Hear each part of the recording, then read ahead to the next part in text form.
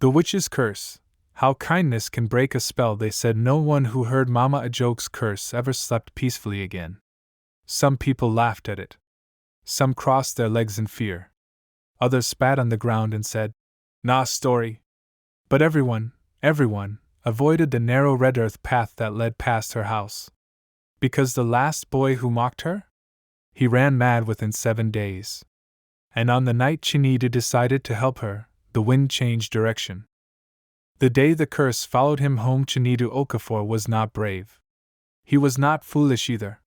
He was simply kind in a quiet way, the kind of kindness that didn't announce itself or expect praise.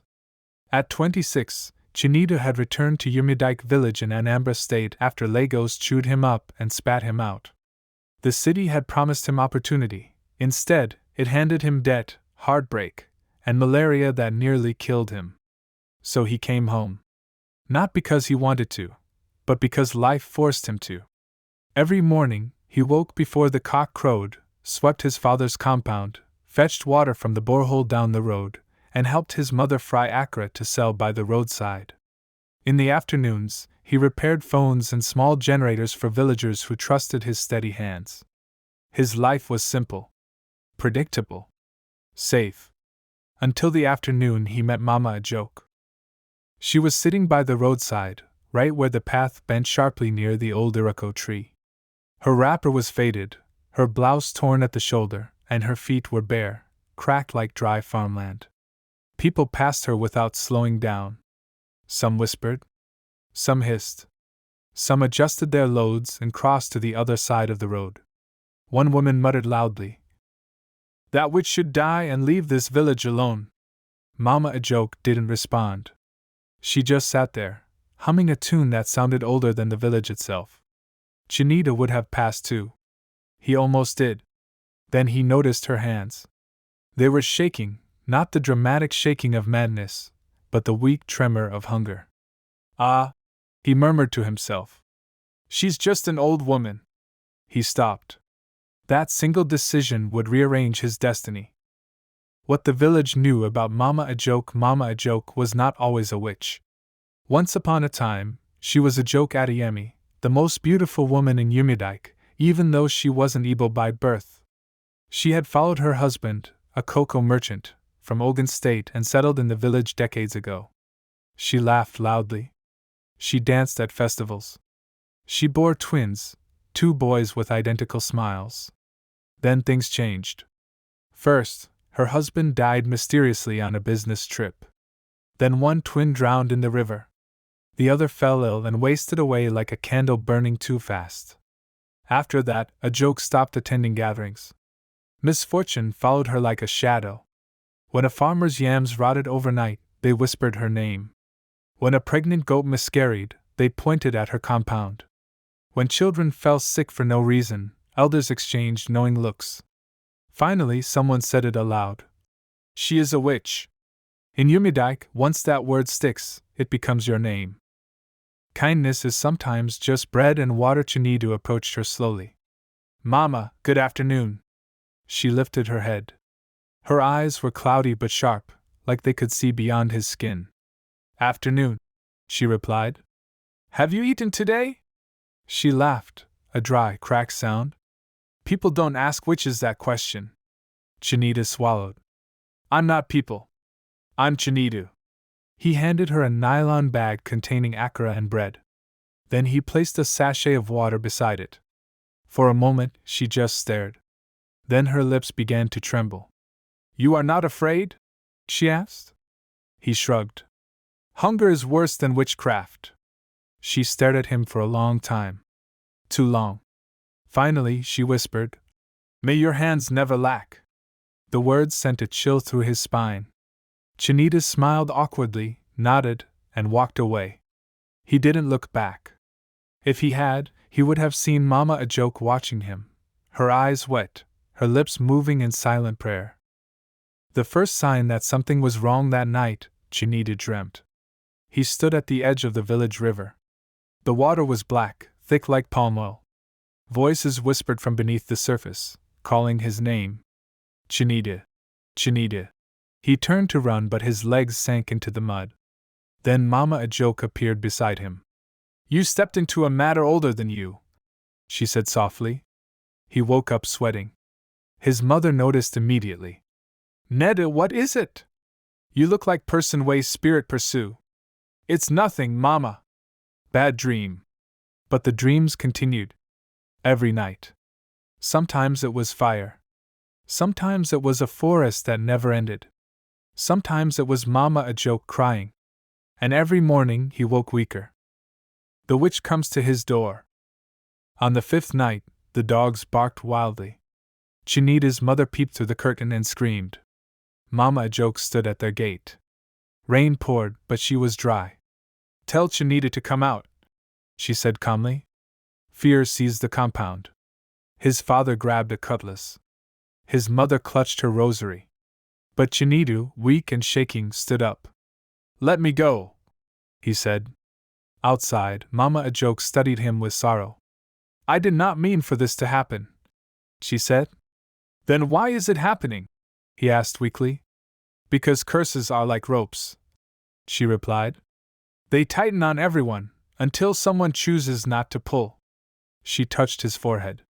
And for the first time since the dreams began, Chinita slept without fear. The truth no one wanted to hear. The next morning, Mama Ajoke gathered the elders. What she told them shook the village. She confessed. Yes, she had powers. Yes, pain had twisted her heart. But the curse that haunted Yumyadike was not born from evil. It was born from rejection, cruelty, and loneliness. I became what you called me, she said. Silence followed. Then she turned to Chinita. But kindness weakens darkness, she said softly. That is the law older than witchcraft. When the village chose fear over truth after Mama Ajoke spoke, silence sat heavily on the village square. Not the peaceful kind of silence. The dangerous one. The elders shifted on their stools. Some cleared their throats. Others refused to meet her eyes. Finally, Elder Okari, the oldest man in Yumyadike, spoke. So you admit you are a witch? Mama Ajoke nodded. I admit I am what your hatred shaped.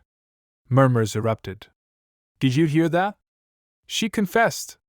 So all our suspicions were true. Chinita felt his chest tighten. But she also said, he began. Keep quiet, another elder snapped. Young man, you have already danced too close to fire. Mama Ajoke raised her hand. Let him speak. Chinita swallowed. She said the curse feeds on cruelty, he said.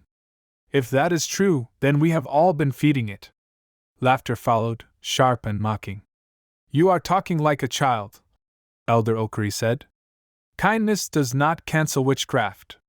Mama Ajoke smiled sadly. Then why am I still alive? She asked. No one answered. The curse reveals itself that night, the curse responded. The sky darkened unnaturally early. Wind tore through the village, uprooting plant and trees. Chickens scattered. Roofs rattled like teeth in cold. At exactly midnight a scream pierced the air. It came from Elder Okari's compound. People rushed there with lanterns and torches. What they saw made even the bravest men step back. Elder Okari lay on the ground, his legs twisted, his voice reduced to hoarse sobs. I saw them, he kept repeating. I saw the faces. All the people we chased away.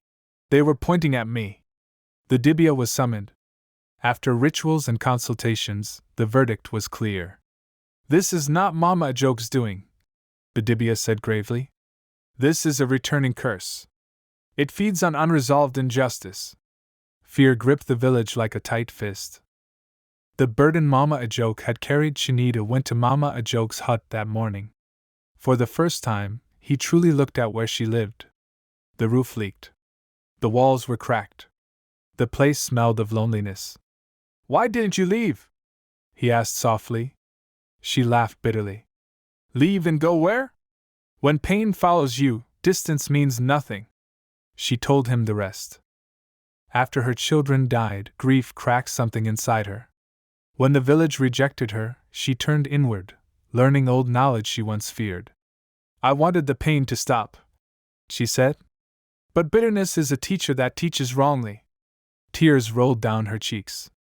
When you gave me food, it reminded me of who I was before grief hardened me. Chinita felt a lump in his throat. So how do we stop the curse?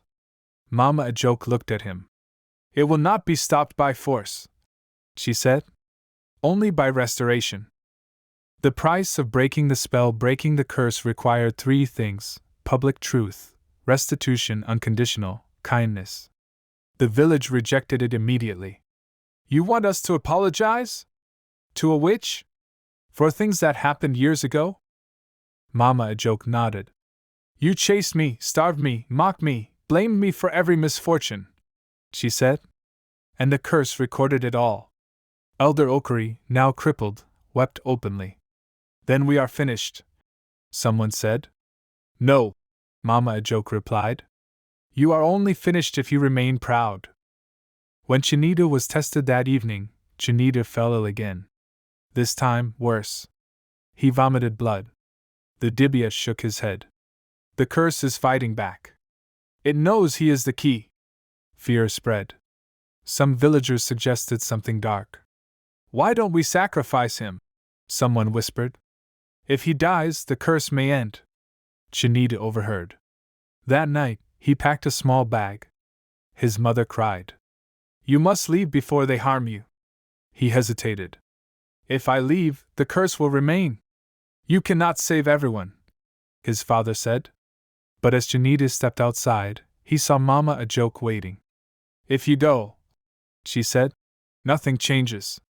If I stay, you may suffer, she replied. But the village may heal. Chinita thought of Lagos, of pain, of hunger. Then he remembered the simple act that started it all, bread and akara. I will stay, he said.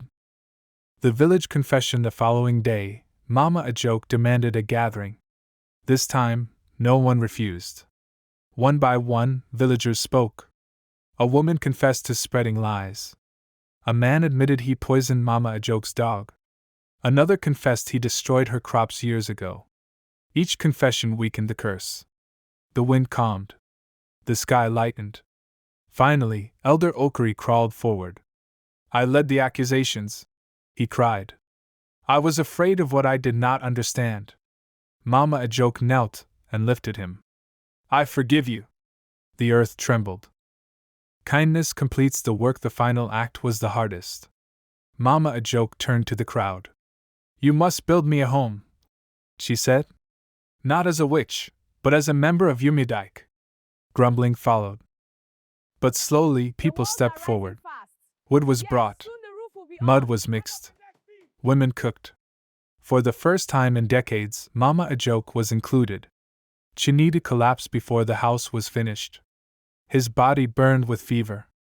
Mama Ajoke held his hands. You gave without fear, she whispered. Now receive. She transferred the last of the curse into herself. The storm broke.